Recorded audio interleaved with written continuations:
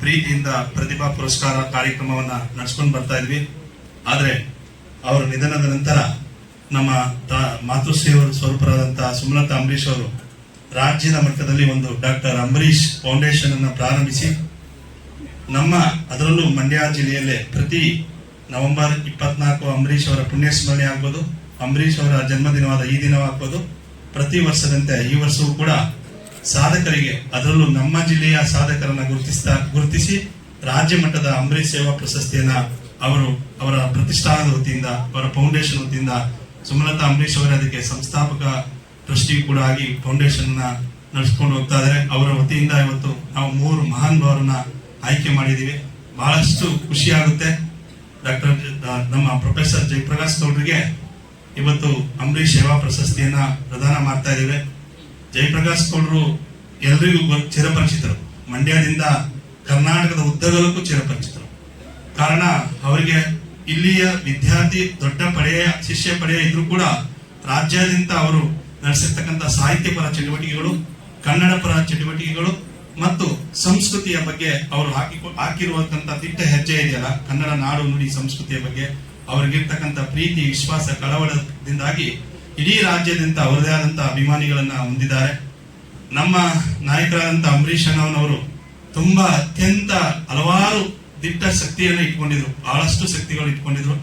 ಅದರಲ್ಲಿ ಒಂದೇ ಒಂದು ಸಣ್ಣ ಅಂಶ ಅವರಲ್ಲಿ ಇದೆ. ಯಾವುದು ಅಂತಂದ್ರೆ ಬೈಯೋದು. ಎಲ್ಲಿ ಸಿಕ್ಕಿದ್ರು ನಮ್ಮನ್ನ ಬಹಳಷ್ಟು ಪ್ರೀತಿಯಿಂದ ಬೈತಾರೆ, ಸೇಮ್ ನಮ್ಮ ಅಂಬರೀಶ್ ಅಣ್ಣ ಬೈದಂಗೆ.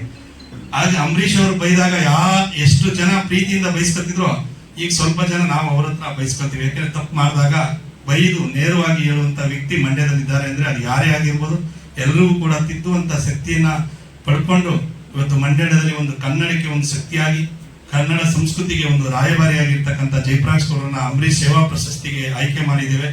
ಅದನ್ನ ಇವತ್ತು ಪ್ರದಾನ ಮಾಡಲಿಕ್ಕೆ ನಮ್ಮ ನಾಯಕಿಯಾದಂತಹ, ಜನಪ್ರಿಯ ನಾಯಕಿಯಾದಂತಹ ಸುಮಲತಾ ಅಂಬರೀಶ್ ಅವರು ಆಗಮಿಸಿದ್ದಾರೆ. ಅವರಿಗೆ ನಿಮ್ಮೆಲ್ಲರ ಪರವಾಗಿ ಸ್ವಾಗತವನ್ನು ಕೋರ್ತೇನೆ. ನನಗೆ ಕೆಲವರು ಬಲಿಯೂ ಕೂಡ ಹಾಕ್ತಾರೆ ಹಣದಿಂದ. ಆದ್ರೆ ಇವತ್ತು ನಾವು ಮಧ್ಯರಾತ್ರಿಯಲ್ಲಿ ಒಂದು ಫೋನ್ ಮಾಡಿ ಹೇಳಿದ್ರು ಕೂಡ ಅತ್ಯಂತ ಪ್ರೀತಿಯಿಂದ ತನ್ನ ಸೇವೆ, ನನ್ನ ಮನೆಯ ಸೇವೆ ಅಂತ ತಿಳ್ಕೊಂಡು ಆಸ್ಪತ್ರೆಯಲ್ಲಿ ಒಬ್ಬ ಪ್ರಖ್ಯಾತ ವೈದ್ಯರಾಗಿ ಜನರ ದೃಷ್ಟಿಯಲ್ಲೇ, ಜನರ ಬಾಯಿನಲ್ಲೇ ಇವತ್ತು ಜನರಿಗೆ ಏನ್ ಹೇಳ್ತಾರೆ, ನಮ್ಮ mouth publicity is very strong publicity ಅಂತ ಹೇಳ್ತೀವಿ. ಹಂಗೆ ಅವರು ಇವತ್ತು ಇಡೀ ಜಿಲ್ಲೆಯಲ್ಲಿ ಜನಾನುರಾಗಿ ಆಗಿದ್ದಾರೆ. ಡಾಕ್ಟರ್ ಮನೋಹರ್ ಅವರು, ಅವ್ರಿಗೂ ಕೂಡ ಇವತ್ತು ನಮ್ಮ ಸುಮಲತಾ ಅಂಬರೀಶ್ ಅವರು ಫೌಂಡೇಶನ್ ವತಿಯಿಂದ ಗುರುತಿಸಿ ಅವರು ಕೂಡ ಒಂದು ಅಂಬರೀಶ್ ಸೇವಾ ಪ್ರಶಸ್ತಿಯನ್ನ ಪ್ರದಾನ ಮಾಡ್ತಾ ಇದ್ದಾರೆ. ಡಾಕ್ಟರ್ ಮನೋಹರ್ ಅವ್ರಿಗೂ ಕೂಡ ನನ್ನ ಪ್ರೀತಿಯಿಂದ ಸ್ವಾಗತ, ಹೆಮ್ಮೆ ಮತ್ತು ಕೀರ್ತಿಯನ್ನು ತಂದುಕೊಟ್ಟಿದ್ದಾರೆ. ನಮ್ಮ ಸವಿತಾ ಚಿನ್ನಕುನ್ನಯ್ಯ ಅವರು ಮಳವಳ್ಳಿ ತಾಲೂಕಿನ ಒಂದು ಅಪ್ಪಟ ಗ್ರಾಮೀಣ ಪ್ರತಿಭೆ. ಸೊ ಇದನ್ನ ನಾವು ಹೆಮ್ಮೆಯಿಂದ ಹೇಳ್ಕೊಳ್ತೇವೆ. ದೊಡ್ಡ ಸಾಧಕರಿಂದ ಹಿಡಿದು ನಮ್ಮ ಮಂಡ್ಯ ಜಿಲ್ಲೆಯಲ್ಲಿ ಇರ್ತಕ್ಕಂಥ ಯಾವುದೇ ಒಂದು ಕ್ಷೇತ್ರದ ಪ್ರತಿಭೆ ಆಗ್ಬೋದು. ಕಳೆದ ವರ್ಷ ನಮ್ಮ ಪ್ರಖ್ಯಾತ ವೈದ್ಯರಾದಂತಹ ಡಾಕ್ಟರ್ ಶಂಕರೇಗೌಡರಿಗೆ, ಮತ್ತೊಬ್ಬರು ಪಶು ವೈದ್ಯರಾದಂತಹ ಡಾಕ್ಟರ್ ಜಯರಾಮ್ ರವರಿಗೆ, ನಮ್ಮ ಸಮಾಜ ಸೇವಿಕೆಯಾದಂತಹ ಅರುಣ್ ಕುಮಾರಿ ಅವರಿಗೆ, ಇನ್ನು ಹಲವಾರು ಜನರಿಗೆ ಪ್ರತಿ ವರ್ಷ ಈ ರೀತಿ ನಮ್ಮ ಅಂಬರೀಶ್ ಫೌಂಡೇಶನ್ ವತಿಯಿಂದ ಸುಮಲತಾ ಅಂಬರೀಶ್ ಅವರು ಗುರುತಿಸಿ, ಅದರಲ್ಲೂ ಇದು ರಾಜ್ಯ ಮಟ್ಟದ ಫೌಂಡೇಶನ್ ಆದ್ರೂ ಕೂಡ ನಮ್ಮ ಜಿಲ್ಲೆಯ ಸಾಧಕರನ್ನೇ ಗುರುತಿಸಿ ಕೊಡ್ತಾ ಇರ್ತಕ್ಕಂಥದ್ದು ಈ ಫೌಂಡೇಶನ್ ಇನ್ನೊಂದು ಶಕ್ತಿ ಅಂತ ಹೇಳ್ತಾ, ಅಥವಾ ಎಷ್ಟು ಒಳ್ಳೆ ಹೆಸರನ್ನ ನಾವು ಮಾಡ್ತೀವಿ, ಆ ಹೆಸರನ್ನ ಉಳಿಸ್ಕೊಂಡು ಹೋಗ್ತೀವಿ ಅನ್ನೋದೇ ಅವರ ಲೈಫ್ ಸ್ಟೈಲ್ ಆಗಿತ್ತು.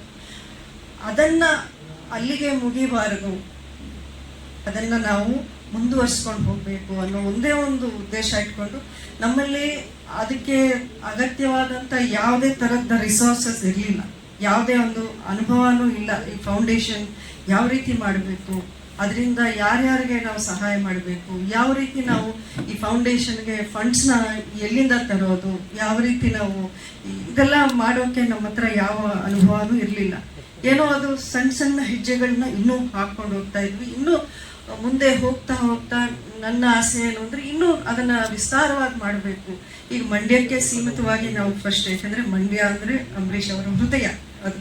ಸೊ ಇಲ್ಲಿಗೆ ಸೀಮಿತವಾಗಿ ನಾವು ಮಾಡ್ಕೊಂಡು ಬರ್ತಾ ಇರೋದು. ಇಡೀ ರಾಜ್ಯಕ್ಕೆ ನಾವು ವಿಸ್ತಾರವಾಗಿ ಎಲ್ಲೆಲ್ಲಿ ಈ ರೀತಿ ನಾವು ಸಾಧಕರಿದ್ದಾರೆ ಅಥವಾ ಸಮಾಜದಲ್ಲಿ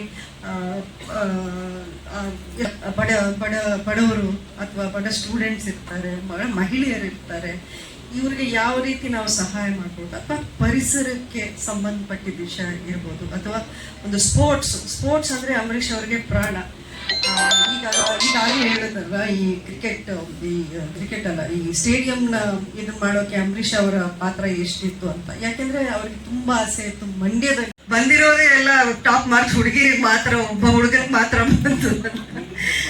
ಅದ್ಯಾಕೋ ಹುಡುಗರಿಗೆ ಮಂಡ್ಯದಲ್ಲಿ ಓದಿಗೆ ಎಲ್ಲ ಅಷ್ಟು ಇಂಟ್ರೆಸ್ಟ್ ಕಾಣ್ತಾ ಇಲ್ಲ ಅಂತ ಅನ್ಸುತ್ತೆ.